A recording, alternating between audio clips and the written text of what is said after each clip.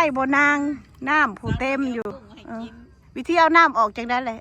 เหงี่ยงไปสั้นผู้เดียวไปเอากุ้งผู้เดียวผู้เขาสิกินกุ้งเต้นตัวสิ้นหลายๆได้กุ้งกันเนาะเนี่ยเห็นบอกกุ้งโคโยตี้บ่ได้ธรรมดาได้ดิออกไปเอาพูน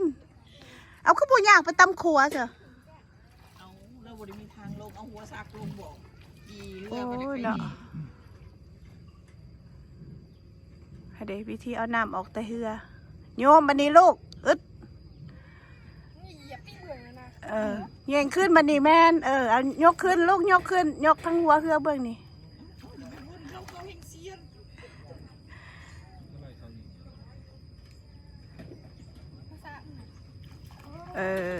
เอาขูดในมือจะได้ซะ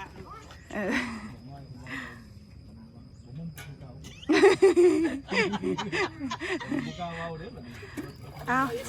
ชาดนี่เอ็นบอกชีวิตโอ้ยเขาบอกซามมาเนาะลูกมันจริงใหญ่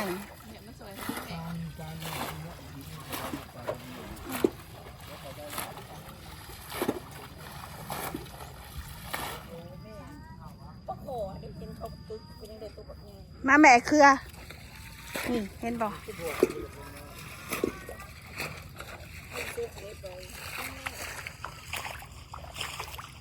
มาหาจับปลาแบบซีนบ่